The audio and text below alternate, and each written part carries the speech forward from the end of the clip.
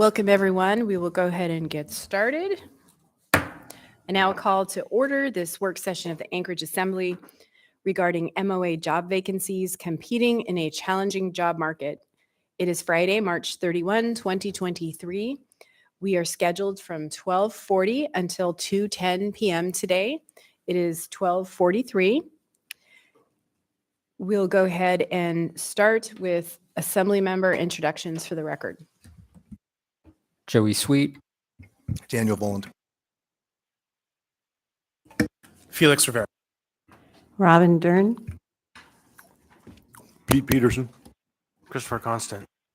Suzanne LaFrance. Kevin Cross. Randy Sold. And on the phone, we have Ms. Quinn Davidson. Yeah, hi everyone.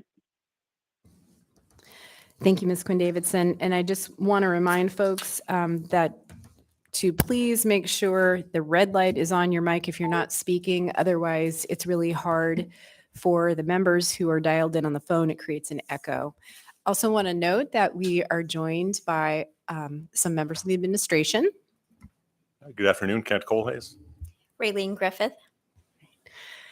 Thank you. And I know we have some department heads here, and hopefully we'll be hearing from them later in this work session. So we called this work session today, and actually Mr. Sweet was one of the members who had requested it because we have been hearing from numerous department directors that their struggles to fill open staff positions are negatively impacting their ability to carry out the business of the municipality.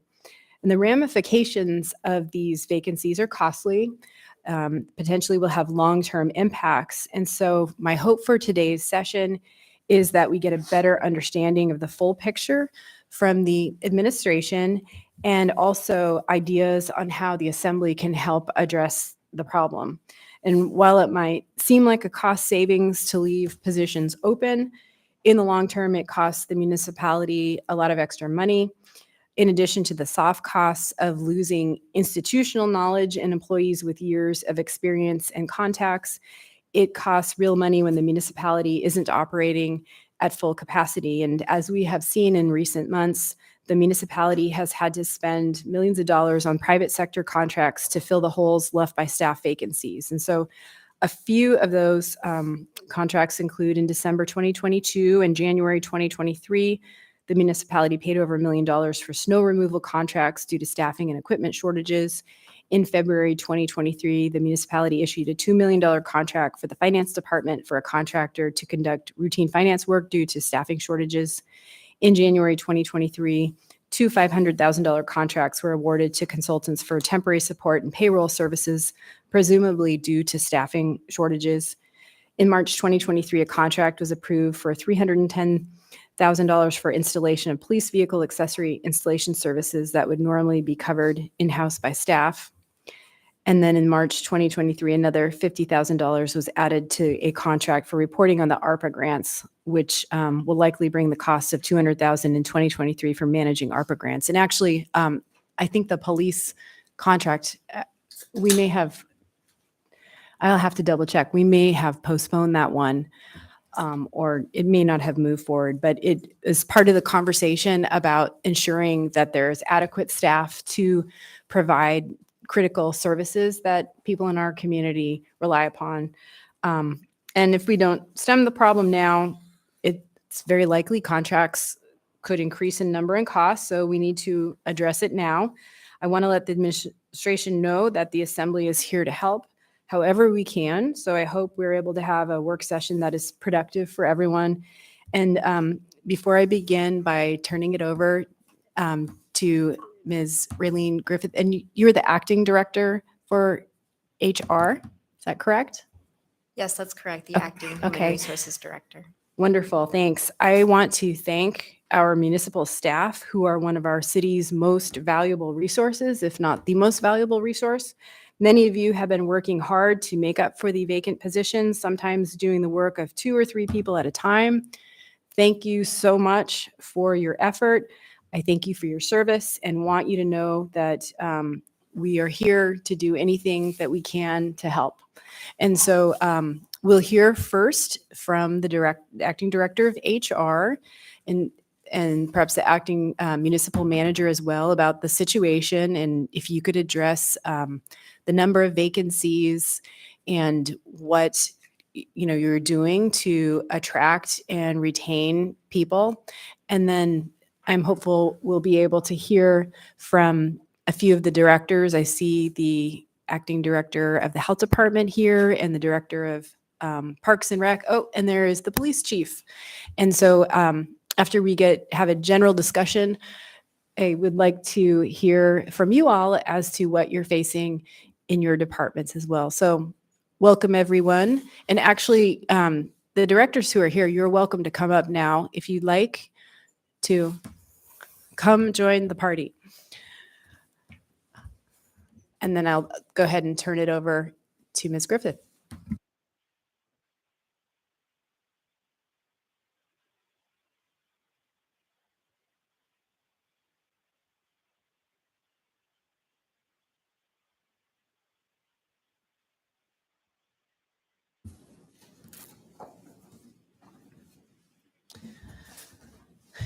And then if you could go ahead and start by talking about the number of vacancies that we have. So Raylene Griffith, Acting Human Resources Director. Thank you guys for calling this work session. Appreciate the invite and collaborative feedback that we will have today. So leading up to this work session and me coming into my new role, HR has been reviewing the amount of vacancies and do admit that that has increased severely over the last several months. So we have been trying to partner with the departments that are here today representing their departments who are significantly facing these vacancy issues to develop creative ways to advertise, create flyers, posters, use new technology, URL codes to attract applicants. We're also partnering with many of the departments to coach and mentor their hiring managers on way to conduct efficient and timely interviews. We've been collaborative on posting the application link of where we can post those, other job boards, other places to advertise. And most recently, I'll let some of the departments speak to the job fairs, but we have been partnering with departments on joining the job fairs to attract applicants to apply. And I'm sorry, I missed the number of vacancies. Would you say how many we have? So I don't have that number. I can get that number as I wasn't prepared to have some data here today, but I can follow up with that information. That would be great. I just anecdotally, I know someone mentioned it might be as high as 500. That seems very high, but I know that's kind of out there as. If it's helpful, I know that I've looked as of last year. I have data through 2022, and it was about 300-400. Thanks so much. Mr. Colhase, did you want to add anything? Sorry, caught you there. I don't. Thank you. Raylene touched on the points. I guess I would say that the many departments, I know PM&E, for example, when I was there, are using the nationally available job boards and other tools. We have reached out to professional organizations, dues-paying organizations such as the Institute of Traffic Engineers, American Public Works Association, American Society of Civil Engineers, National Society of Professional Engineers, and other organizations. And there's a minimum charge. Sometimes you can post for free. So we do use those links as well for posting jobs. I think there's a variety of theories as to why it's difficult to hire, but I think we're seeing that both in private industry and across government. I know that members are aware from discussions, I think when DOT was here for a work session, I think they mentioned it then, that they were faced with, in order to keep Anchorage International Airport open, they went with a 30% pay increase, a benefit just for the DOT employees who do maintenance operations at Ted Stevens Anchorage International Airport, which solved their problem. But then there are ripple effects where Fairbanks had difficulty attracting employees and had difficulty bringing employees in for overtime. So I don't know that there's any simple solutions. I guess the last thing I'd offer, I did share with the administration team this morning an article I read yesterday about the number of states that are looking at 4-day work weeks. Britain did a pretty large study, mostly with private industry, and found out that a high percentage of companies, after doing test runs with 4-day work weeks, both the companies and the employees were both really appreciative of that. And in many companies, a high percentage elected to keep that. I'm not suggesting that that's where we go, but I think those are some of the things that and this is going on in states in the United States as well. Those are some of the challenges or the tools that people are using to address some of these challenges that are widespread. So I don't think it's localized to Anchorage, but if we can come up with solutions for better ways of outreach, continuing job fairs, such as Mr. Braniff has done, we're open to any ideas. Thank you. Thanks. I may have just heard a collective cheer when you mentioned 4-day work week, but I'm not sure. I've got 2 members in the queue. First is Mr. Solt and then Mr. Peterson. Love the 4-day work week idea. Only thing better is a 3-day. So I guess 2 questions. Sort of first is, why are people leaving? Is it environment? Is it pay, satisfaction, retirement? And then 2, kind of like a marketing analysis. Where's the breakdown on the hiring side? So you're advertising. Are you getting applicants? If you weren't, you'd say, I have a problem with my outreach. Are the applicants then going through the process? You make an offer and the pay is too low and they go elsewhere. So where are those breakdowns, do you think, in the hiring process? Are they just not there or what have you? So thank you. I'll touch on it briefly, and then if it's appropriate, we can turn it over to directors or however you'd like to proceed. I think we have seen a decline. My experience in public works, we've seen a decline in the number of applicants. I mean, these are, a journey level engineer is a pretty well-paying position with the municipality. And years ago, you would receive 10 or 15 applicants for those jobs. Now we might receive 2 or 3. We get qualified applicants. We're still able to do that, but the number of applicants have dropped off, and we haven't changed anything. If anything, we're more aggressive and more assertive now in how we advertise. And I'm speaking in the public works realm because that's where I'm most familiar. So, so just getting applicants is a challenge. I think, and Raylene can speak to it more, I think that SAP creates some challenges in how applicants are filtered and provided to directors. I don't want to misstate that, but I think that sometimes happens. So sometimes unqualified applicants make it through. Sometimes qualified applicants may not. Some of that involves the keywords or buzz phrases that an applicant uses. It was well known when I worked in the federal government that when you applied, you had to have key phrases to make it through because there were thousands of job classifications, and the screeners, the people in HR who viewed those, didn't have the expertise across the board in every single job category. So I do know that some of the applicants we get that we interview they're perhaps minimally qualified. And so then a department is faced with the decision of, do you hire somebody who maybe meets the basic qualifications, who's going to take quite a bit of training, or do you bring on somebody, do you advertise again and hope to bring in more qualified applicants? So those are, I'm not sure if I had all your questions, Mr. Salt, but that's some response, and I'd be glad to have Mr. Braniff, Ms. Rash, or Chief Curl speak to that more.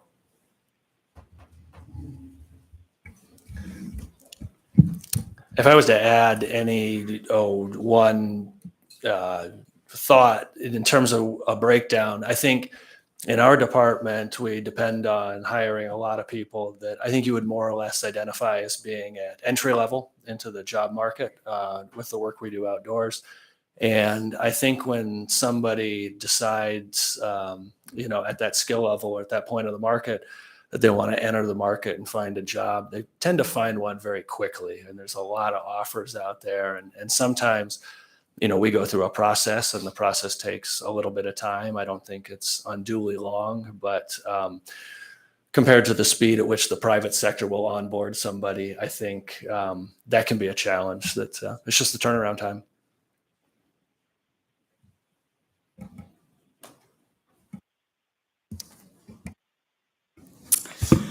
So I can give you my numbers down to the person. I am 36 officers down right now. I have 5 in the hopper that are going to retire. I have 27 non-sworn. 3 of those are the added MIT positions.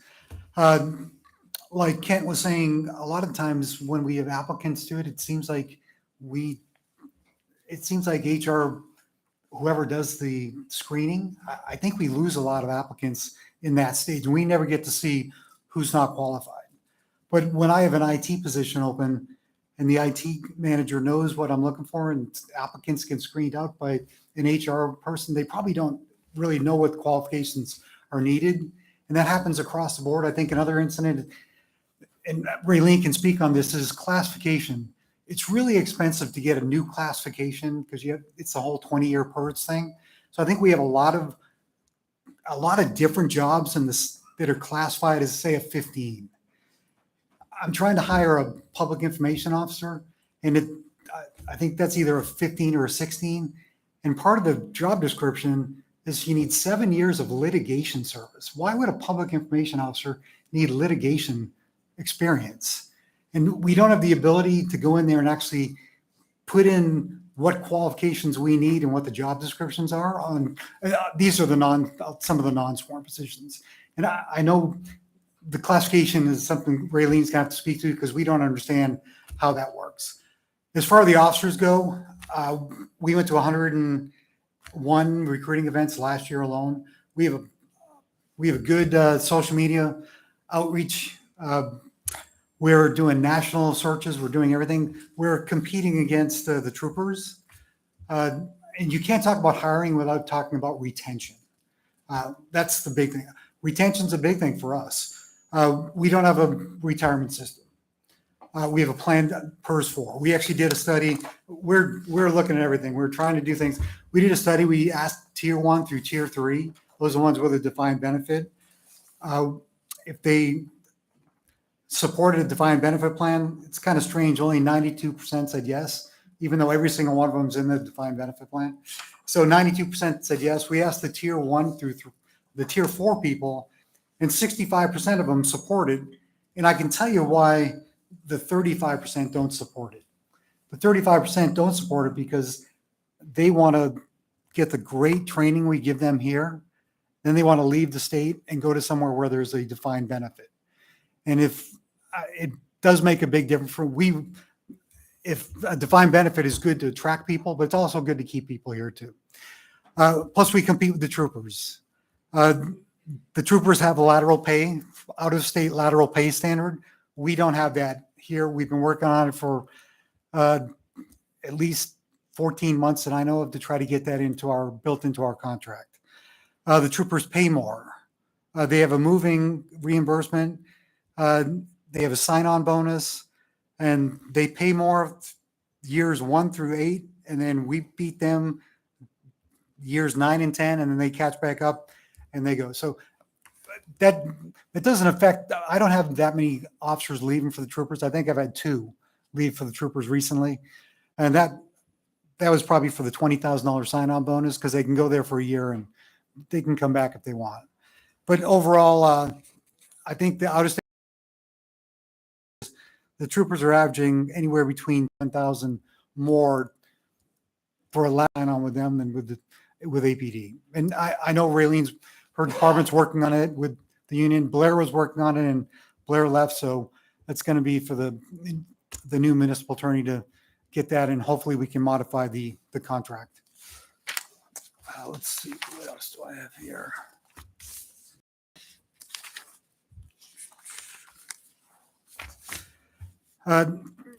But we are doing everything to hire. We're doing everything to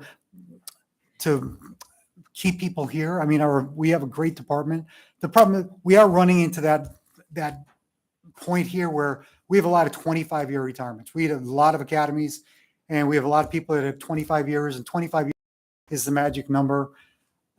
There's after this year, there's a 4-year gap where we won't see a problem. We'll see our numbers start to come back up because we won't have that we predict, and that's just based on the hiring that was done many years ago. And we can predict that. Then after 4 years, if we don't get some things, we'll probably see the same cycle go. But I think after this year, we should see a stabilization in the number of people that are actually leaving. The other thing is we do have high standards, and not everyone makes it through our program.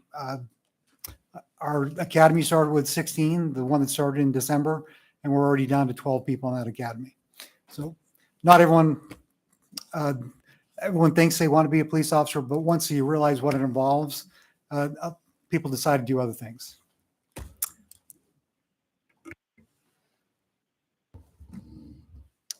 Kimberly Rash, Anchorage Health Department.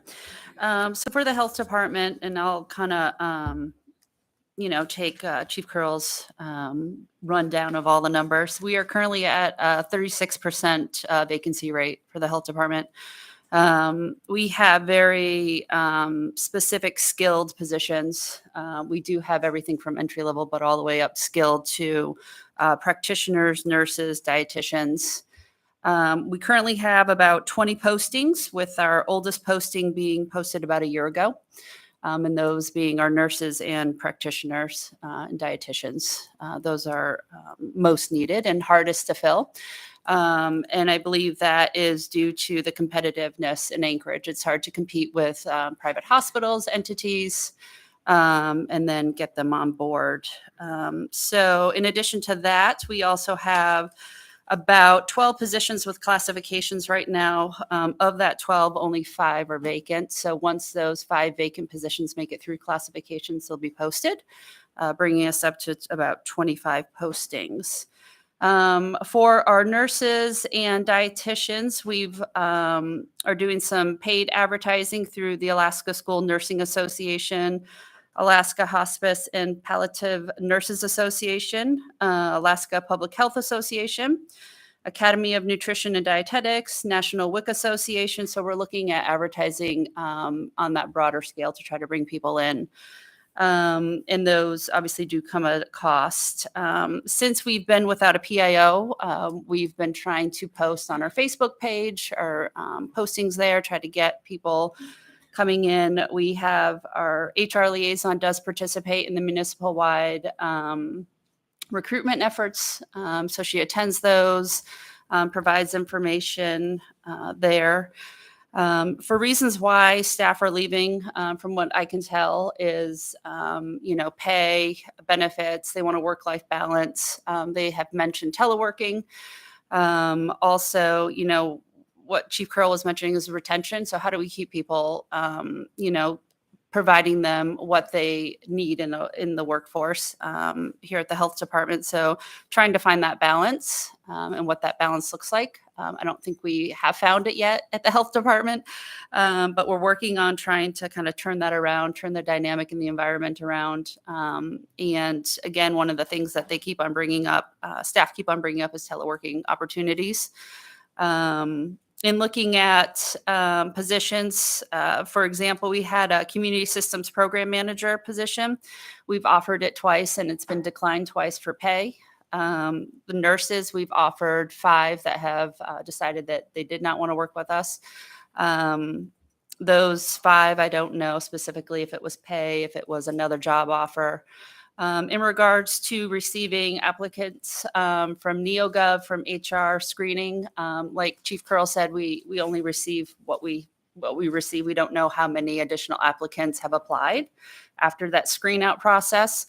And then, in the health department, that's our number one priority, is to get, supervisors in place so that they can get these positions filled. So that hiring team, get that done.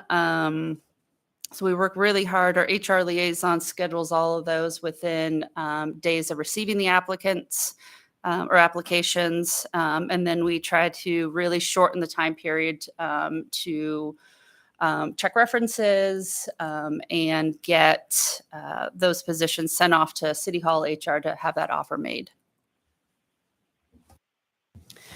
Thank you. Any follow-up, Mr. Schultz? Thanks. Okay, I've got a few members in the queue. Next is Mr. Peterson, then Mr. Rivera, then Mr. Voland, and then Ms. Dern. Go ahead, Mr. Peterson. Thank you, Madam Chair. And coming up here in the next month or so, are going to be college graduation, high school graduations. I'm wondering, do we have a contact with UAA to maybe try to fill some of these entry level positions that have been vacant for a while? I mean, high school kids, college, summer jobs. That seems like that would be a place you might be able to find some people to fill some of our open positions. Thanks. So I have a background in recruiting section. I can tell you we go to all the colleges. One of our big ones are the military bases as well. The soldiers that are ETSing out. So we do have people actively going to the colleges and the military bases. I know Deputy Chief Case did a study for female applicants, and he actually has a connection there with female athletes because we wanted to hire more females, and that was one of his pushes, was actually to get the female athletes that are coming out, because one of the hurdles for us is getting people to pass our physical fitness test. On the Parks and Rec front, we are attending a number of education-based or education institution-based job fairs, 2 at West High School, 1 at Service High School, 3 they're hosting at APU, and we're attending all 3, and 1 at UAA. So, For the health department, yes, we do have connections with UAA School of Nursing. We do know that the last group of nurses that graduated, we lost those to the public or to the private sector, to the hospitals. But we're continuing to build those relationships so that we can kind of promote public health, what it is, what it means, and all the great work that we do. Thank you, Mr. Peterson. Next is Mr. Rivera, then Mr. Voland, then Ms. Dern, and then Mr. Cross. Yeah, thank you, Madam Chair. And perhaps this was addressed already and I missed it, but I'm wondering if folks can speak to exit interviews. As I understand it, exit interviews are not something that are done across the board. It's really a department by department thing. And there are some departments that don't do exit interviews and the union does them instead. So I'm just wondering if I can just get a better understanding holistically how exit interviews are done in the municipality. And then I can imagine that most exit interviews are probably going to say similar things, pay, benefits, but there may be 10% of things that could provide some benefit to the municipality. So I'm just want to get a better sense of how those are used, if those are used, and if maybe we could have a little bit more uniformity. Thanks. So for the police department, part of our checkoff list, we have a big checkoff list. One of those is to do an exit interview. We do the exit interviews not with a command staff member, because people might be intimidated by the chief of police asking them, hey, why are you leaving? So we have it done by our backgrounds in recruiting. The people that hired them, we want those people to find out why they're leaving. So we do that, and they compile the statistics and get back to try to do better recruiting. And then they give us feedback as to why people are leaving. For the health department, our HR liaison does exit interviews for all employees. It's not mandatory. So if the employee elects not to have the exit interview, then we, let that go, receive and collect all the other information. From what I can tell from the exit interviews, it is exactly what you said, Assembly Member Rivera, it's those topics. There's nothing else that has stood out recently that I know of. And then I can speak kind of generally MOA wide. It's not a common standard practice to require exit interviews. Most departments, as they've spoke, do it on their own. If employee requests one, specifically with HR, we have conducted them and allowed them to meet with us to get information. If department directors or departments would like exit interviews, we certainly reach out to those employees and take over and assist with the departments with conducting them. And I would just add from Parks and Rec that I have conducted exit interviews with some regular employees who have left over the years. However, the vast majority of our employees that leave are seasonal employees leaving at the end of their 6 month, and it's known why. Yeah, the job is just ending. So. Thank you. Next is Mr. Volan, then Ms. Dern, and then Mr. Cross. Thank you. We touched earlier on the topic of job classifications, and I know that's been one of the hurdles in addition to some turnover top levels of the administration, HR, municipal manager, and acting municipal attorney. And so I do hope there's a calendar invite sitting in your emails, Kent and Raylene, that we can have a working group on implementation of the mobile crisis team and the mobile intervention team. Hoping to do that normally at the time that we would be having our April health policy committee, but we've canceled that. And I have invited a couple of our colleagues, members, Quinn Davidson and Zalatel, who were previously involved in some of those conversations.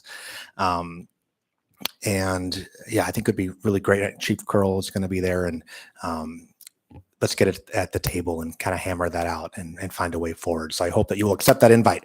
But my question is for Ms. Rash. I heard, I don't know if this is true, that there was previously like an intern program where some students, maybe nursing students or even practitioner students, were able to do like a preceptorship or training in the health department. And I think under your predecessor, that program was scrapped. Is there any thought to start that back up? Thank you. Yes, you're correct. And those, what we call is educational agreements. So those were in place previously, and then last year that they had ended. So I am looking at that, what that opportunity looks like. I would have to work with HR and legal to make sure that, especially it would pertain to those in the clinic and what that looks like to ensure that it doesn't cross over with any type of union work. And then looking at opportunities for internships, because that does have a PCN. So we could look at, looking at our funding, what that looks like, and pulling in interns that could do that type of work if it was more hands-on versus just shadowing or looking at the work being done. Yeah, that's encouraging to hear. For me, when I was in optometry school, the fourth year of optometry school, you just do preceptorships. So I had the good fortune of being able to do clinical preceptorships at Madigan Army Hospital, the Veterans Hospital in Spokane, a private practice in Beverly Hills. So I got this really wide-ranging experience practicing in different modalities. And I think it's really an opportunity to build up the workforce of the health department, and also just a great educational opportunity, particularly for students. So thank you. Yes, that's exactly what I was thinking, is that, bringing more awareness to public health and what it means to work in public health. That would be a great opportunity. And I know that in the past, we've had some staff that have worked in those education agreements that actually have been employed with the health department. And so that's just a wonderful opportunity that we do need to look into, and we are going to. Thank you. Next is Ms. Dern, and then Mr. Cross. Thank you, Madam Chair. Yeah, following on what Mr. Vollen said, I was interested to know if you have any internship and then subsequent scholarship programs that would benefit high school students, because I think that what we're talking about is trying to encourage people to want to go into this work, government work, serving the community where they live. And so I'm wondering, first of all, if we've any programs like that. And then the second thing, I was wondering if we have any job sharing programs that are currently being offered, because I'm hearing a lot about this 4-day work week, or, maybe wanting for more vacation. Do we offer sabbatical? Do we offer time away without any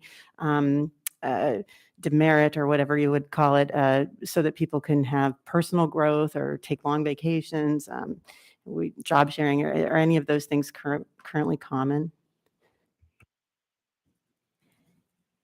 So I know that we are meeting with the high schools. We are going out and doing high school job fairs, as mentioned earlier, trying to get awareness of, hey, here's what we have at the city, as you graduate, move on through life, come work for us. So we are working out in the public to try to get that young attraction here to come and work for us in the later years. To follow up on the leave, we do have leave that's under the personnel rules and under the collective bargaining agreements that employees can utilize for, such needs that they need, and they would follow through those processes. So the other question I had, I guess, related more to the high school and maybe internships for college students. LinkedIn and larger corporations, a lot of universities now are offering certification programs or, like comprehensive testing programs where you can test into a skill or modality. Are we accepting that when we're screening? And how are we lining that up with like a college education or maybe what is a more traditional testing? Thanks. So I know that the state had changed, issued an administrative order that changed their requirements. We actually conducted that in 2016, so we were ahead of the state. We did take our education, being high school diploma, college degree certifications, and we implemented those into our classifications. So when we do post the positions, they offset for experience, education, certifications, degrees, those types of things. Thank you. Next is Mr. Cross. Thank you. Just curious, I know this applies less to our public safety officers, but I'm curious about technological advancements that allow more remote work and allow individuals, it's not how much you make, it's how much you keep. And so allowing for less transit time lost in traffic or running around. Can you speak a little bit about identifying opportunities to allow for remote work if that's currently being pursued? So we did have teleworking during COVID. We learned a lot by implementing and rolling that out in a fast, quick fashion. We are still currently reviewing what we've learned through that as we transition back into the workforce. And so we are looking into the options of teleworking. Obviously, it doesn't apply to many of our employees as they can't perform their duties at home, but we are looking at the ones that could potentially be available to utilize it. All right, thank you. And if I may follow up, the training part's always been a difficulty. When one of my businesses that I owned required quite a bit of extensive training, it was always, well, what if you train them and they leave? And the other side of that was, what if I don't train them and they stay? And so, so you have to advocate some training. And unfortunately, sometimes they develop a skill set that someone's willing to pay more for. I'm kind of curious about other incentives, particularly for our public service providers, both police and fire department. We have quite a few, whether they go off to troopers or whatever. Again, it's not how much you make, it's how much you keep. And forgive me, maybe this exists, but is there a property tax exemption for our police officers if they live in Anchorage? No, there isn't, but I wholly support that. Well, I would say a property tax exemption. And then there used to be, back in the 90s, when I first got into real estate, there used to be a police and teacher in our backyard. Was Alaska Housing had special mortgages and loans, down payment and reduced interest payments for individuals for the police, fire, and teachers to buy real estate. Those were foreclosed homes. You had to live in them for 3 years. And so they got them at the base price. We actually had several officers, and I know several teachers, they took advantage of that because they were considered in less than desirable neighborhoods, and that's where they would buy them. Well, perhaps we paint ourselves maybe we're too restrictive in that. We can learn from the past, but I'm just looking at what are some incentives that are within our power that don't necessarily show up as big signing bonuses and stuff, but add significant value and in some retention to some of our officers. And the last question I have through the chair is just through our health department. Do we have your nurse position stuff? Is there a COVID vaccine requirement for those? Is there any restrictions that perhaps we're creating some burdens up front to fill applicants? No, not that I know of. All right, excellent. Thank you. Thank you. I had put myself in the queue as well and wanted to follow up about the telework. Just as a person who has had different jobs, I can tell you as a parent, having flexibility is sometimes a differentiating factor, and it can make it easy or hard to stay at your job. Though I know that we have a number of municipal unions and collective bargaining units, and that all jobs are not the same. And for example, like individuals in law and finance might more easily telework than Parks and Rec or APD. So my question is, is there anything we can do specifically on the assembly side to help move forward any opportunities for flexibility like telework or anything else? And then also, I understand there's a mechanism to deal with the municipal unions at once, COMU, Coalition of Municipal Unions, so that theoretically you could have a letter of agreement, like on telework, that could apply to all of them. And if you could maybe talk a little bit about that, would be great. Thanks. So we currently do have the PMP that does allow execs and non-reps to telework. There's very specific parameters in that policy. I believe it's well written. Part of that is why we have that PMP. We're working with executives and the non-reps to educate them about teleworking and how to manage that. So if there is such a time where we do push this out to the unions, they will be able to effectively enforce and work within the parameters of teleworking. So part of that is the succession planning of getting our managers and executives and non-reps up to how to work with teleworking.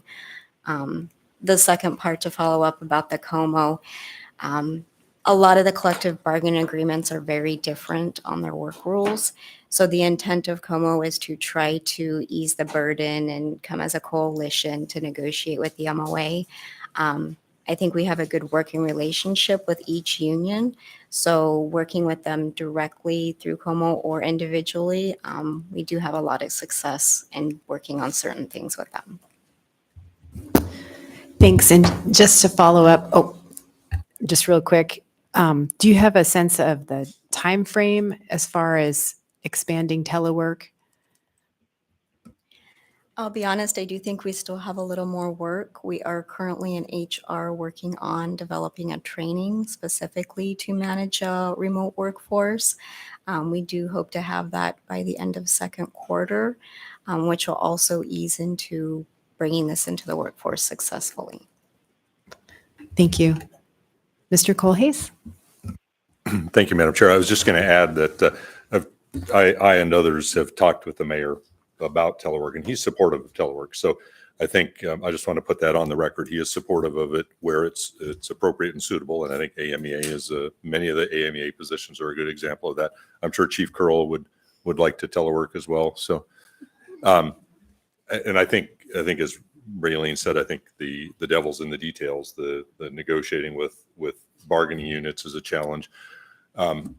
Just as an aside, when I've mentioned several times over the past several days that I work for the federal government, and they had some very interesting tools. If I may just talk about them just for a minute.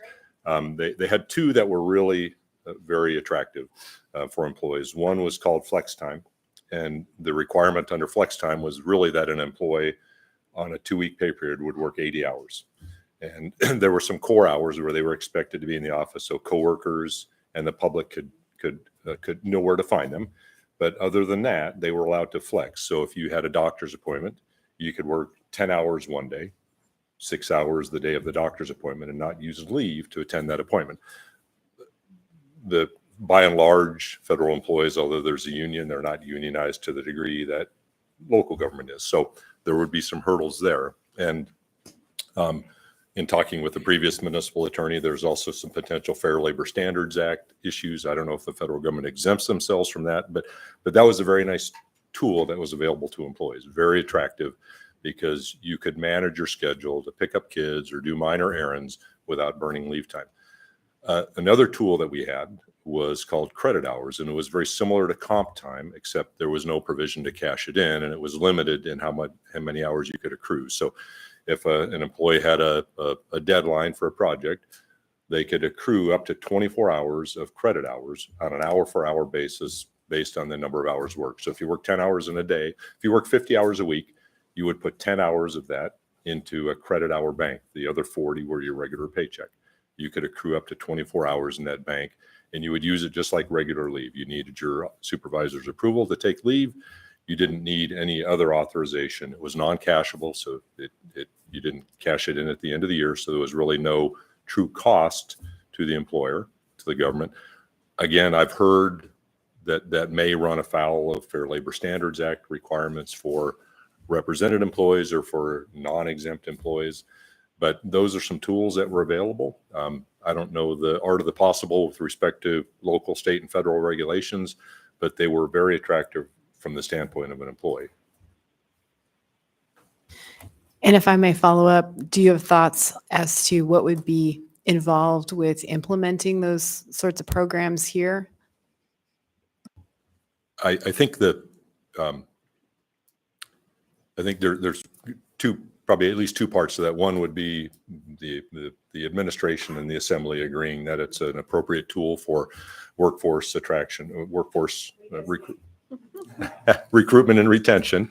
And then the other would be, I think, a pretty in-depth effort by the Department of Law and the HR department to figure out how that comports with state and federal law.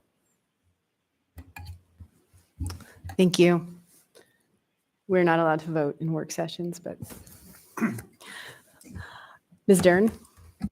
Thank you, Madam Chair. I know I was able to go to the Citizens Academy with the police department, and I learned that there was a lot of opportunity for movement if you wanted to try a different position, if you wanted to be able to move from whatever your current position was. There was you weren't penalized for it. In fact, it was encouraged. Is that happening in the other departments and across the board? I mean, and we're encouraging people that are in our workforce, if they really aren't happy with their job before they leave, let us find you another place. I'm just wondering how active we are at just keeping a municipal workforce.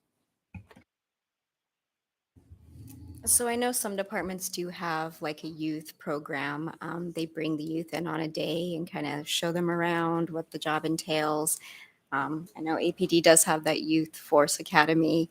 I'll also say some of the unions, they bring in people from the public as well as part of, hey, this is what our union has to offer and what type of work we do. I think those are very successful. Any follow-up, Ms. Dern? Well, I guess I'm just wondering, so if someone does say that they want to leave, do we try to convince them to stay? I mean, do we have a standard procedure for trying to make sure someone doesn't leave? Except for declining the resignations, which I've tried, and it doesn't work. If employees are looking to go to another department or not, it's common. They can apply for a job in another department.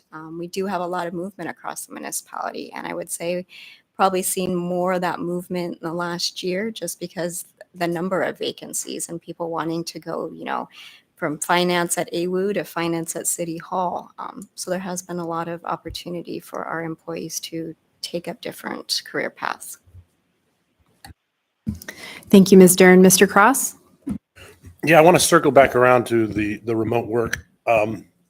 So one of the businesses I started many years ago in upselling was called My Virtual Pro, and we had around 25 virtual assistants who provided property management and property management accounting to homeowners and to property owners all over the United States. And the technology, I realized that you have your collective bargaining agreements, but it worked really, really well. And, we issued a laptop to individuals. The laptop came with training videos and things like that. It was tied into their camera, so we knew when they were in front of it. It had a little motion, so we knew when they were in front of it and what would happen when they went away. It monitored, because it was our laptop, it monitored the keystrokes and made sure that they were actually working on their computer and they weren't like, where you've been for 45 minutes. It would send us a notice someone hadn't touched the mouse or anything in 45 minutes. They had a time clock, and our employees loved it. Because we basically, rather than, because they were working virtually and they could work anywhere, we allowed more malleability with their hours, because not everybody's family fits the 9 to 5 timeline. Maybe the husband works a night shift, maybe he's a police officer, and that just throws, or whatever, works an unusual shift. And therefore the stay-at-home mom who'd love to earn some money and stuff, she doesn't have those traditional hours. So allowing for that malleability. And it's kind of frustrating because I know we have a collective bargaining contracts, and there's some great benefits to those agreements, but at the same time, I guess the talk with our unions and stuff is being more open to, non-traditional work, because I think that's really the direction it's going. And then particularly when we start getting into how big, I think a lot of the job market with chat GDP and what's going on is going to completely change the next 5 to 7 years. I think a lot of sales positions and a lot of the positions that we could traditionally associate with human beings are going to disappear. And so, I mean, maybe that's another conversation for as we recruit. I think we're on the brink of some pretty massive technological changes that are going to dramatically change the way we look at work in traditional, particularly coming out of COVID, and then just the advancements and what's taking place. And if we're not ahead of the curve and we're behind it, we're just going to continue to have this struggle year and year again. So thank you. Thank you, Mr. Sweet. Yeah, so a little bit of background as to why I wanted to get this work session scheduled. I've applied for many jobs within the municipality and couldn't even get an interview. And this is despite having been on the board of regents for the university, where I was helping to guide a several $100 million a year institution while it was hemorrhaging student, staff, and faculty. It was in spite of having a master's degree in public administration. It was in spite of being a multiple-time competitive college-level debater. I would wait, I think, between the 4 or 5 jobs, an average of 7 or 8 weeks between them, only to get a rejection that said, "Thank you for applying, we're not moving forward." And then in some of the cases, turning around on governmentjobs.com and seeing the same position posted a couple of weeks later. I don't mean for that to come off as just, complaining, because it's a personal experience, but I do think that it's a legitimate consideration that people who are qualified for things aren't apparently always even getting interviewed for them. I applied, I know, Mike, we spoke about this a couple months ago, but I applied to be one of the youth employment crew leaders. I applied for that on May 17th of last year, and the rejection that I got was sent January 23rd of this year. And in the interim time period, it was absolute radio silence. The job was posted for that position that same week, and it had all this emergency language. We need to hire someone now. They're expected to start work this week. And I was like, fantastic. I even had immediately germane experience, considering I spent 7 or 8 months at UAA going around cleaning up all the recycling bins. So it wasn't even like I had some career as a bureaucrat and wanted to get out into the field. No, I had immediately germane experience, and nothing, whatsoever came of that. So one of the explanations that I was given, because I called and I was like, "Hey, what's going on? Why wasn't I interviewed?" The person who answered gave me a very straightforward answer, which was that you didn't check the box that said you already have at least a year experience doing this, and therefore your application was filtered out. And I hear some clicking on a keyboard. "Oh, I didn't even your application wasn't even forwarded to us for that reason." And so, I know it's a little rambly, but the reason I bring this up is because the very first question brought forward by Mr. Peterson was about UAA and students. Well, the message that was sent to me was, your degree doesn't matter. It doesn't matter that you have a master's degree in public administration. We want somebody who already has experience doing exactly this job already. It's like I'm 17 years old again. Can't get a job because I don't have experience. Can't get experience because I don't have a job.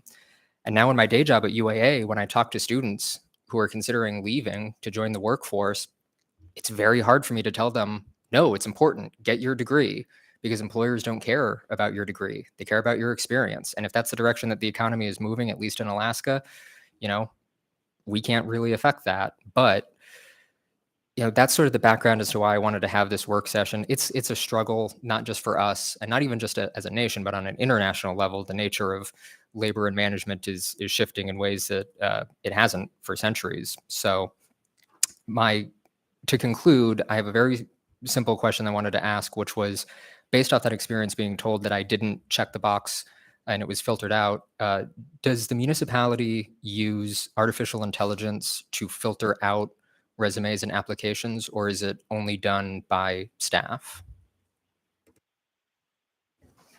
So when you apply, it's through our program NeoGov. We do filter out certain criteria. So it asks you, you know, what level degree you have, if there's experience. It's asked you sometimes details of what type of experience. So through the algorithm in NeoGov, it will tell us, we can run the report to see who checked X boxes and filter out who has met the minimum qualifications. I have heard that it does take a long time to hire somebody. I think the departments would be very vocal to tell me that as well. As part of working with the departments and coaching and training the managers to effectively hire people, that's our end goal. I will say, you know, maybe 5 years ago, we had the influx of applicants where you would post one position and have maybe 70 applicants. And those situations, using the technology helped a lot because we could filter out who met the minimum qualifications, send those out for interviews, do a round of phone interviews, do a round of face interviews, and get one applicant out of, you know, 75. So it is a long process. We're not seeing as many applicants now, so that process is shortened and we are able to get people on quicker. So it is a work in progress, and I would say I do agree that I have heard some of those similar complaints, and we are working to try to resolve those. Any follow-up, Mr. Sweet?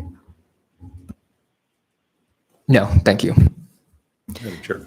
Go ahead, Mr. If I may Colhase. just build on that, I would say that we never want to not have the opportunity to look at a qualified applicant. So I think there probably, as Raylene, as Ms. Griffith said, there's continuing efforts to improve the process. We'll continue that effort.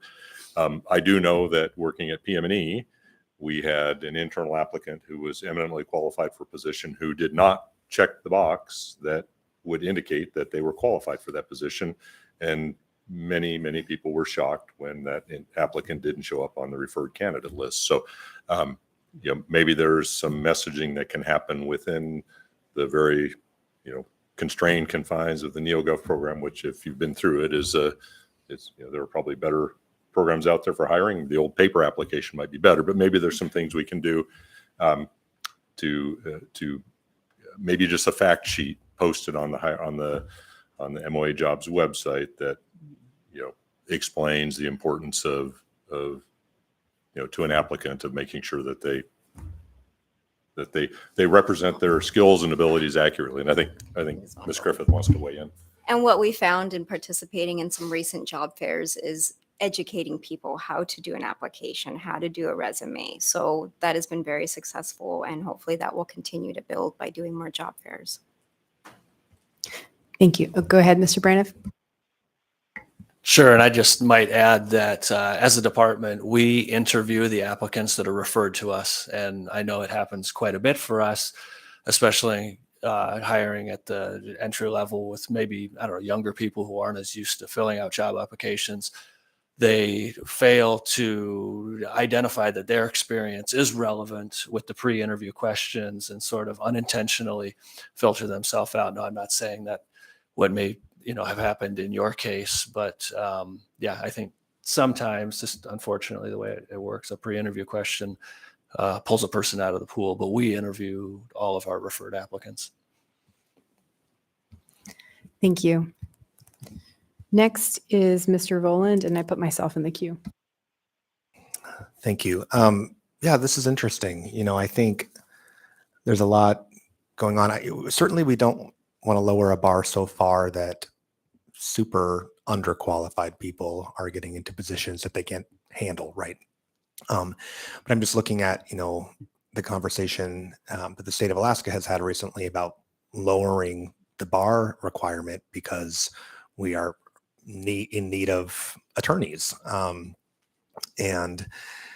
you know, if we're kind of in this position, I think when I hear 36% vacancy at the health department, I think we really are in a posture of beggars can't be choosers. And maybe we need to look at the hiring process and certain positions and just realize, you know, are we missing out on applicants that could do a really good job, and how can we get staffed up with folks, especially coming out of our own university system? So yeah, I appreciate Member Sweet bringing that up, and let's not screen out people that we need unnecessarily, I think is a takeaway here.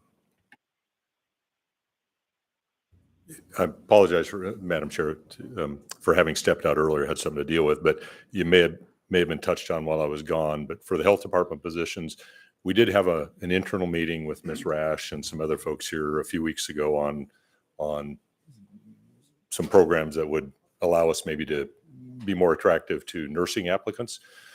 And what was conveyed to me is that a traveling nurse can make in excess of $250,000 a year, and they really work part-time. So there are, that's not, engineers don't get that, unfortunately. Eye doctors maybe do, maybe don't, but that's a significant challenge, I know, for the health department. And so I don't know how we ever address that other than to get somebody who really is focused on public service as a career. Not that nurses aren't in general, but you know what I mean, that somebody who wants to work in a local government setting. So thank you. Thank you. Go ahead, Mr. Cross. Yeah, that brings in when you're talking about individuals that either get overlooked or whatever that is, and it'd be interesting. A brokerage I worked for communicated with all the other brokerages, and we knew what everybody was looking for. So when an applicant came in, we said, well, not here, but over here. And it was because we didn't have a traditional, now this happens in the, this is what we did in the private sector, is we just came out with a pre-application to understand what is that person's skill set, what does that look like? Because an individual may not, it's oftentimes not that the individual isn't good for the job. It may be that the job is not a right fit for this individual's strengths, which is what kind of some of the job fairs do. But we just took it on as a brokerage to just say, hey, listen, if not here, what other opportunities could we afford this individual? And I'm just looking at, with all these vacancies in all these departments and HR, and if someone applies specifically for a job and we say, well, no, you don't fit that one, but however, here's all our other opportunities. Is there a redirection there? If you see somebody that looks like they got skills, do we say, you know what, not here, but have you thought about these different opportunities? And is there a follow-up on that so that they just don't say, nope, and then go in line somewhere else? Is there a system like that? Thank you. Yeah. Through the chair to Mr. Cross, I'll let Raylene respond as well, but I know that within departments that happens. Certainly in Public Works and PM&E, if a hiring manager or a director is aware of the suite of jobs that are on the street that are being advertised for, they may well, during an interview, say to a candidate, we can't tell them, that they're not being considered for this one. We want to be open and fair in our consideration, but we would certainly say, by the way, we also have this job that's being advertised in this division of this department. So that does happen, at least at Public Works it does. And I'll let Ms. Griffith speak to it more. I'm not intending to make excuses, but I'm not sure how that works at the HR level because of the number of jobs that are advertised and the requirement for, how does an HR specialist recognize that somebody who's applied for engineer position might qualify for an accounting position in a different department. That just presumes a lot of intimate knowledge of all the jobs and all the applicants on the part of that HR specialist. So I'm not sure how you bridge the department gap in doing that, but certainly within departments, I know it happens in the Public Works arena. So, and Raylene, if you have other comments on that. Yeah, just to follow up, we used what was called, I think it was called a KPA, which was some personal analysis, but it's a non-traditional. It basically, the individual had to agree, but it gauged spatial recognition, complex problem solving, different things like that to find out, because a lot of times in life we're pursuing one trade, not knowing that we might be better suited somewhere else. It was a very non-traditional. It wasn't linear job placement, but it was highly successful because we were identifying, the skills to be a manager and oversee people and have excellent communication skills is different from somebody who maybe just can process data at a very high level.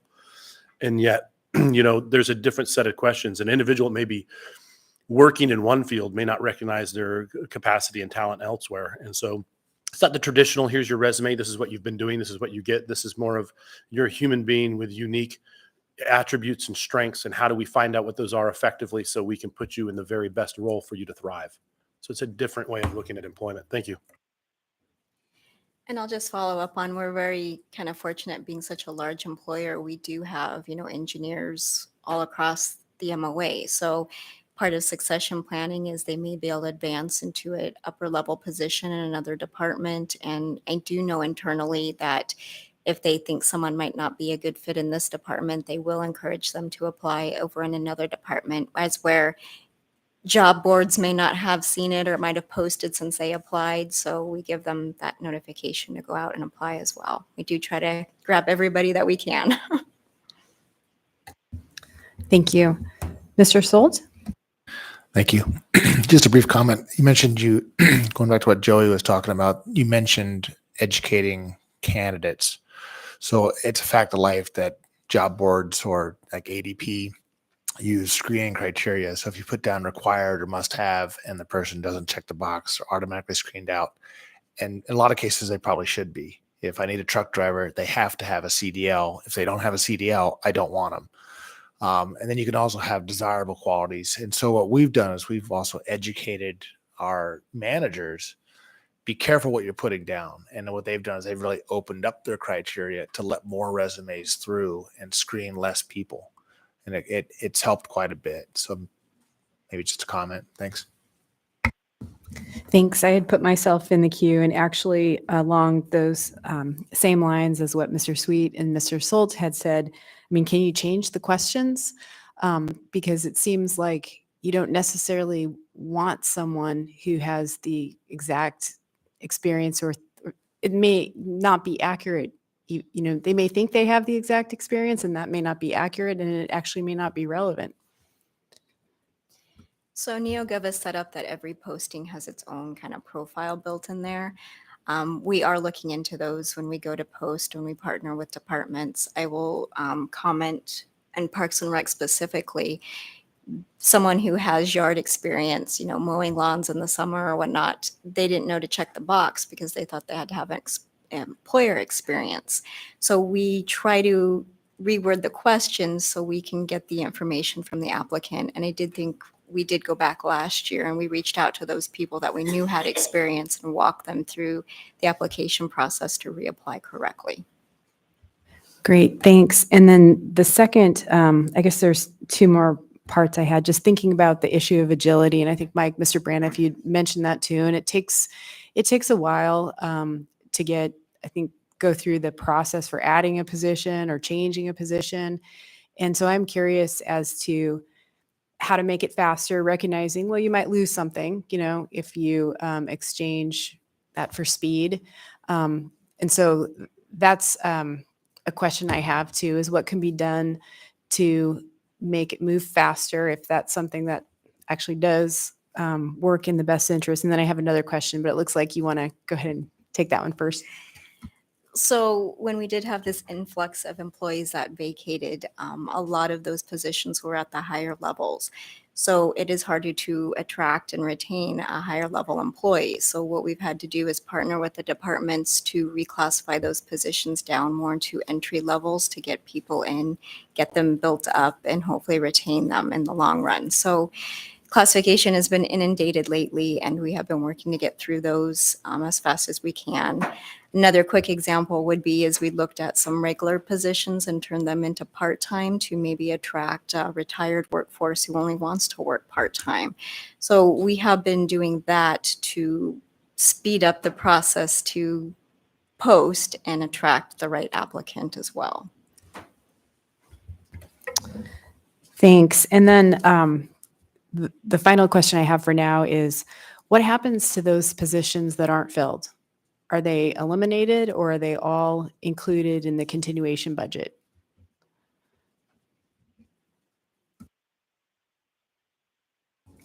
Madam Chair, they're generally, unless the administration makes a positive effort to eliminate a position, they're generally included in the continuation budget. Okay. I did have a separate comment, if I may. Thanks. Oh, sure. And Ms. Griffith can speak to this as well. My understanding is that years ago, the municipality had in my other employment, we used to call it a ladder position. You would start at one level, and as you gained experience, maybe a year of experience or 2 years of experience, you'd move up automatically to the next level without competition. In the federal government, that was a GS level. You'd move from a 7 to a 9 to 11. They called them ladders. Sometimes you go from a GS 5 to a GS 13, with non-competitive advancement as long as you met the qualifications and the experience requirements. My understanding is that the city used to have something similar to that, maybe not to that degree of vertical movement, but that went away, and perhaps that was impacted by our ability to do it. Was impacted by SAP, but Ms. Griffith could speak to that as well. That was a tool that I know managers found valuable. We did have that many years ago, even before my time. But what we learned from that is you had a lot of upper level employees and you didn't have those entry level workers to do the work. So as someone's always got to do that work too. And then when you saw them leave, we couldn't retain the applicants. And so now we're in that phase where we're reclassifying all those down to get the entry level applicants to success them back up through the stages. Thanks. Yeah, there's a danger in doing a job too well. No one wants you to leave it. And I mean, honestly, I've seen that before where someone does something very well and they want to move on, but there's not the support. I'm not saying that happens, but I've seen that in other places where there won't be the support for someone advancing because it would create a big hole. Oh, Chief? To go back to your question about vacancy rate, I can tell you in my budget, I lose $1 million every year because they account for a vacancy factor in there already. So that's part of my budget. If you look at down there, there'll be a vacancy factor there. I think it's $995,000 they take out already. But the other money usually goes to pay for overtime, because when you do a vacancy factors, people are forced to work more.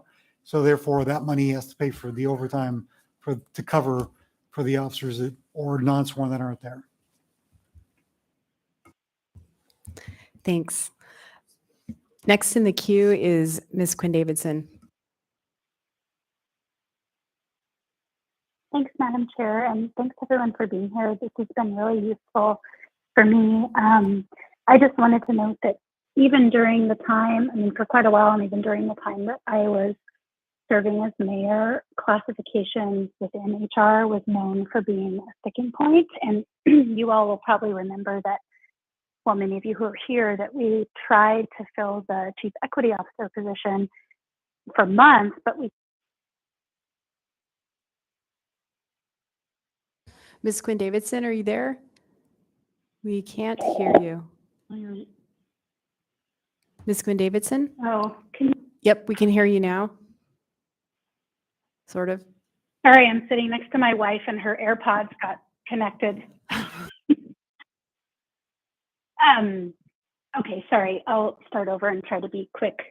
So I was just saying that classifications within HR has been a problem for a while, and I know that with the chief equity officer position, that those of you who will hear will remember, it took us something like 6 months to get it classified, and that was something that was a real priority for me while I was serving as mayor, and I know for the assembly, and it still took forever, and we couldn't post the position, of course, until we got it classified. And so I think that if that's still happening, it feels like maybe HR with Raylene's experience could take a bit of a deep dive into what exactly is going on in classifications, because I don't think it should be, of course it takes work, but I don't think it should be that tricky. And so, do we need to be hiring more folks there? What's going on with that piece of the department? So that's the first point. And then I really appreciate Joey and Daniel and others and Randy sharing examples of how we could make it more, and Kevin too, more likely that we can attract people and not accidentally take them out of the pool. And I think that just another thing to think about is, I'm not sure what the data are now. When I was in law school, men were 4 times more likely to negotiate their salaries than women. And it may be a little less now, I would hope so and think so. But my point being that what you're probably getting when you ask those questions that could sort of be answered in multiple ways, like, do you have this experience? And I think what you're probably getting is a more confident and maybe more traditional candidate who's used to identifying themselves as having that experience. And you might be missing out on some of the folks who are more humble or have had more varied life experiences, more non-traditional, and probably more women and people of color. So I think if we're trying to diversify our workforce, which in the end really benefits us if we have so many different folks who can speak to different sectors of our community, we need to be getting out of the business of these checked boxes that really I think you get a certain person who very confidently checks all those boxes. And I don't think that it's necessarily always all the candidates we want to see in a pool. So anyway, just something to think about. Thank you, Ms. Quinn Davidson. I'd just like to provide an update. About 6 months ago, we did do a mini reorg in HR where classifications did move under the labor division. And we have made vast improvements on our classification processes and procedures and educating managers. Thank you. Great. Thanks, Raylene. I don't see anyone else in the queue right now, so I just wanted to go back to the chief. You'd made a comment about your PIO position requiring experience that didn't sound related. I mean, what's the mechanism for getting that resolved, or where is? Raylene's going to have to deal with this one because So because we're such a large entity, we do have classifications that are throughout the municipality. So you may have one classification, but it may apply to many different departments. What I can say is obviously right now we are in a lull of applicants. So the majority of them we are reviewing and getting interviews. Whereas 5 years ago, we used heavily NeoGov because we had thousands of applicants and we were able to wean out them into the qualified person. So to the chief's case, I'm not sure how many applicants he's had on his PIO, but I would assume that the majority of those were referred to him. And if not, we can take that up offline. Thank you. Go ahead, Chief. none of them had litigation experience. So But if they do, you could send them to law, right? Thank you. Anybody else have questions or comments? I guess I would just, put the question to you all. We've talked about some ways in which this assembly might be able to support or, have alignment with the administration. Is there anything specific we can do, and whether that's in the short term versus long term, or any feedback that you want to give us? I think you guys do get the emails when we do post jobs. I don't know if you're able to confirm that because it goes out to MOA all. So for us, I know advertising's been a tough one for us. I know you guys are out in the community. You guys probably know of more events or whatnot. If we have that information, we certainly aren't afraid to go out and partner and come and do a presentation or educate someone on how to apply or what jobs we have open. Certainly, if you guys have the opportunities for that, we'd love to hear about it. We could partner with specific departments or areas, or, we're open to ideas to work with you guys on that. I think we could definitely improve and get out there. Well, certainly don't hesitate to tell us how we can help. Mr. Cross? Yeah, just last, has there ever been a third-party review of our hiring pipeline and looking for efficiencies and making sure that applications don't fall through? I mean, sometimes I know when you're so close to the problem, and you're just immersed and you're already shorthanded. I mean, you're already struggling to do your job on a daily basis, to then have to stop and break away and say, okay, what other improvements can we make? It just requires more time. Have we ever had an outside organization that specializes in hiring practices come in and leverage that as far as how we do improve our efficiencies? Not since I've been here in HR, which has been a little over 10 years. I do know that we've added positions in the employment department specifically over the last year to help with this issue.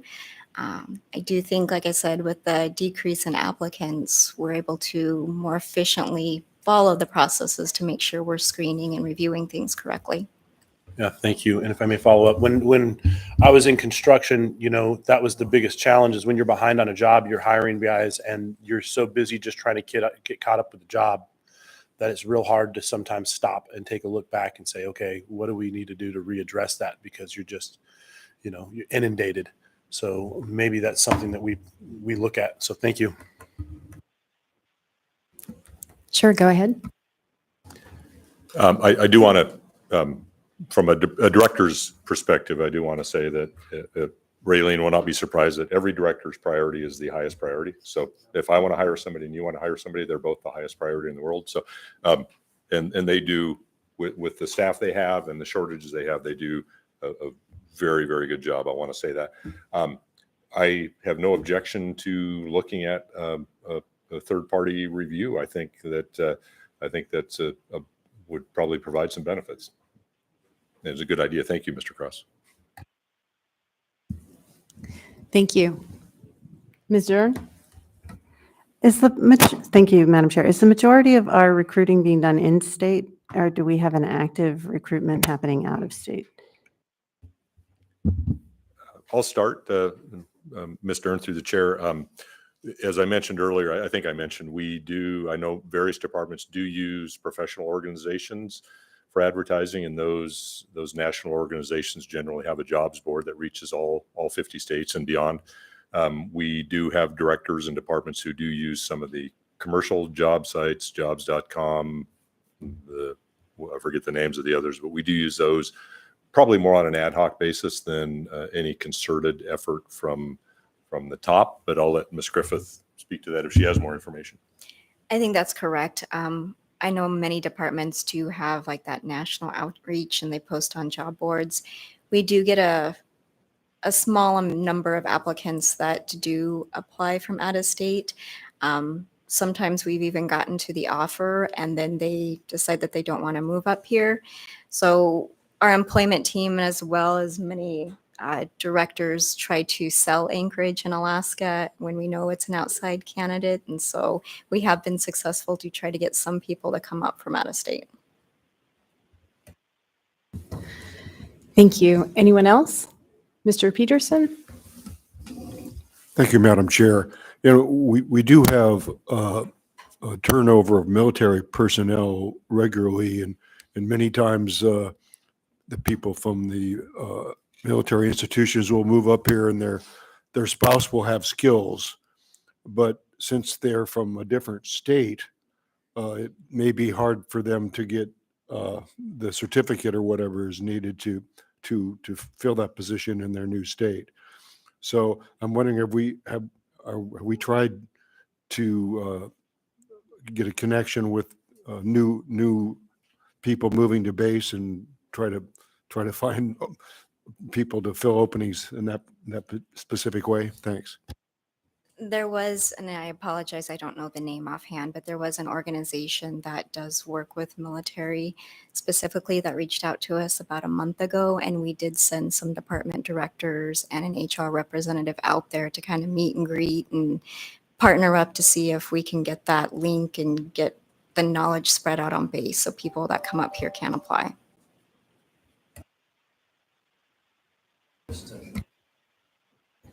Maybe just to piggyback on that specific job fair was targeted at soldiers being discharged and looking to stay in the community and helping educate them as to opportunities. So. Thank you. Anyone else? Okay, well, thank you all very much for this conversation and for the information. And hopefully we can work together on some initiatives that will help address the situation here. And seeing no one else in the queue, we will meet back here at 2:20 for our next and final work session. The special meeting has been canceled. And with that, we are adjourned.